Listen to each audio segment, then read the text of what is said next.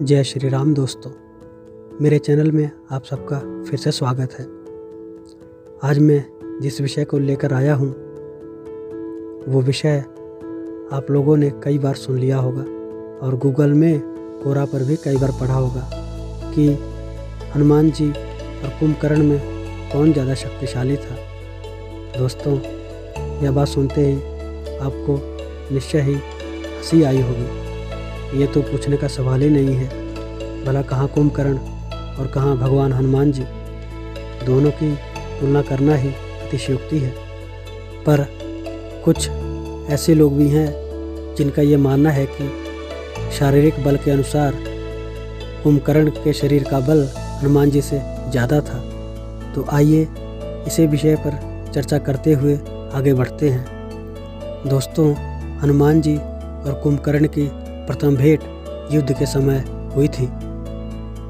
युद्ध का वर्णन इस प्रकार है कि कुंभकर्ण जब युद्ध क्षेत्र में आया तो वानर उसको देख के भयभीत हो गए और युद्ध में इधर उधर भागने लगे, क्योंकि कुंभकर्ण का शरीर पर्वत आकार का बहुत ही विशाल था।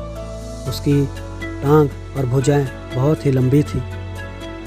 जब कुंभकर्ण और हनुमान जी का आपस में आमना सामना हुआ तो हनुमान जी ने एक विशाल पर्वत को कुंभकर्ण के शरीर पर फेंका, जो पर्वत कुंभकर्ण के शरीर से टकराते ही चूर चूर होकर भूमि पर गिर गया, किंतु कुंभकर्ण को तनिक भी आघात का आभास नहीं हुआ।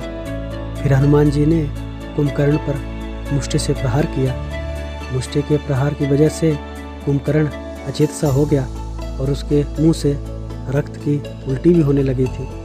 फिर पलटकर कुंभकर्ण ने भी हनुमान जी पर आघात लगाया, जिसके प्रभाव से हनुमान जी थोड़े प्रभावित जरूर हुए।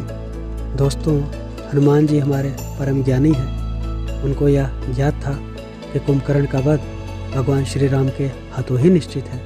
इसी के कारण उन्होंने कुंभकर्ण का वध नहीं किया। दोस्तों, कुंभकर्ण के पास भगवान शंकर का दिया हुआ एक दिव्य त्रिशूल था, जिसका प्रयोग उसने सुग्रीव पर किया।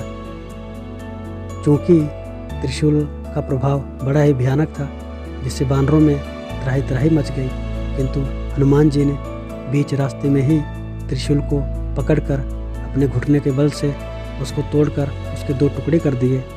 यह देखकर कुंभकर्ण में भय उत्पन्न हो गया और वह आश्चर्यचकित भी हो गया कि मेरा ये त्रिशूल इतना दिव्य था कि कोई भी इसका सामना नहीं कर सकता था। और कुंभकर्ण को यह ज्ञात हो गया कि ये कोई साधारण बानर नहीं बल्कि कोई दिव्य शक्ति है। उसके बाद वह हनुमान जी से लड़ना छोड़ राम और लक्ष्मण से युद्ध करने के लिए आगे बढ़ गया। दोस्तों, कुल मिला जुला कर कहें तो करोड़ों कुंभकर्ण भी हनुमान जी के पूंछ के एक बाल के बराबर भी नहीं है। तो जो लोग ऐसा कहते हैं कि शारीरिक बल के अनुसार कुंभकर्ण अधिक बलशाली था, उन लोगों को शास्त्रों को थोड़ा और अध्ययन करने की आवश्यकता है। फिर मिलेंगे दोस्तों एक नई वीडियो के साथ। तब तक के लिए जय श्री राम।